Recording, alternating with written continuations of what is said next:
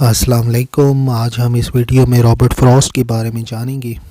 1874 में ये पैदा हुए और 1963 में इनकी डेथ हुई।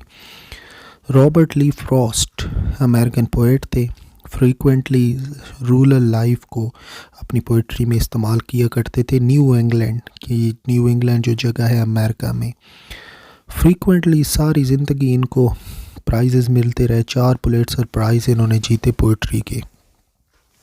अमेरिका के सबसे मशहूर पब्लिक लिटरेरी फिगर बने और कांग्रेशनल गोल्ड मेडल भी इनको 1960 में मिला पोइटिक वर्क के लिए, और पोइट लॉरिएट भी बने वेरमोंट के, और न्यू इंग्लैंड पोइट भी इन्हें कहा जाता है।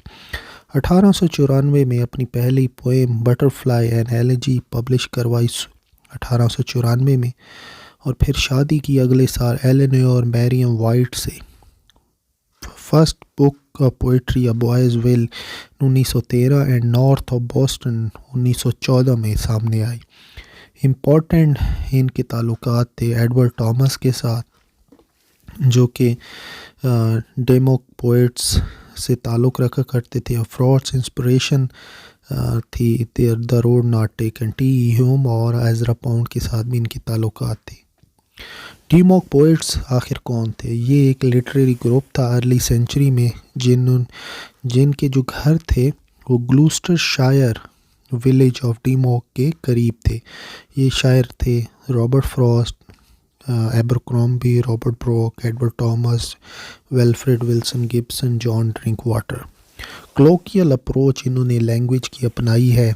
द साउंड ऑफ सेंस की 1924 में इनको पहला पुलित्ज़र प्राइज़ मिला। New Hampshire poem with notes and grace notes second जो था वो कलेक्टेड पोएम 1931 पे मिला। थर्ड फर्दर रेंज 1937 पे मिला। फोर्थ विटनेस ट्री 1943 में मिला।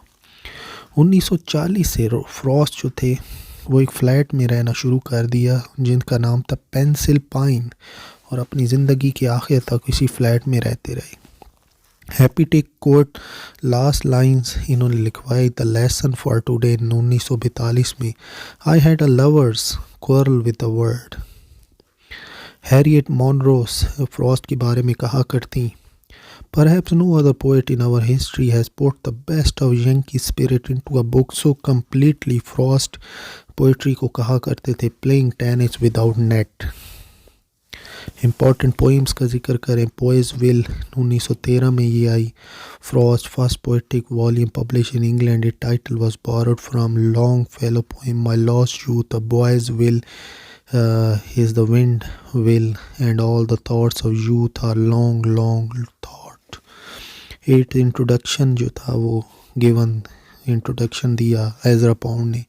North of Boston 1914। This volume shows Frost skill in dramatic monologues और डायलॉग्स। द पास्चर इसकी इंट्रोडक्टरी पोएम थी। मेंडिंग वॉल बहुत ही मशहूर इसकी पोएम है इसी कलेक्शन से। Death of the hired man फिर इनकी कलेक्शन आई। आफ्टर एप्पल पिकिंग ये स्लीप ड्रीमिंग के ऊपर था। माउंटेन इंटरवल 1916 5 लिरिक्स कंप्लीट हुई हैं इस टाइटल से। Wife the road not taken 1916 में ये पोएम आई, और फर्स्ट पोएम ये थी माउंटेन इंटरवल की। बिरसेस मोस्ट इम्पॉर्टेंट पोएम ये थी वॉल्यूम की, और इसकी मशहूर लाइन है earth right place for love. और बिरसेस जो थी वो कलेक्ट हुई फ्रॉस्ट की third collection of poetry mountain interval में।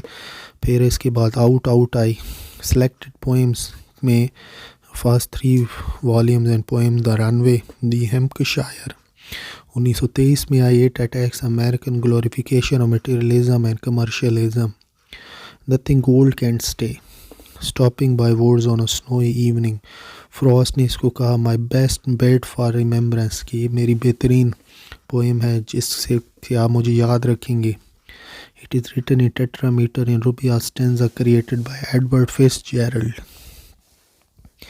अच्छा, fire and ice inspired by passage in canto 32 John Dante Inferno. ऊपर वाली पोएम जवाहरलाल नेहरू को आखिरी 4 लाइंस बड़ी असर करती थी।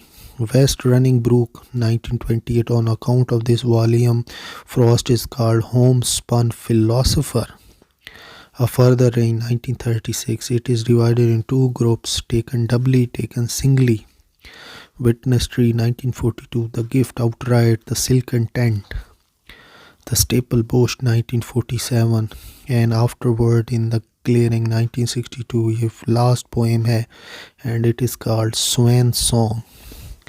प्लेस का अगर हम जिक्र करें रॉबर्ट फ्रॉस्ट के, a way out, a one act play, the cows in the corn, and one act Irish play in rhyme 1929, A Mask of Reason 1945, Biblical Story of Job in its Frost, like Milton Paradise Law, wants to justify ways of God to men.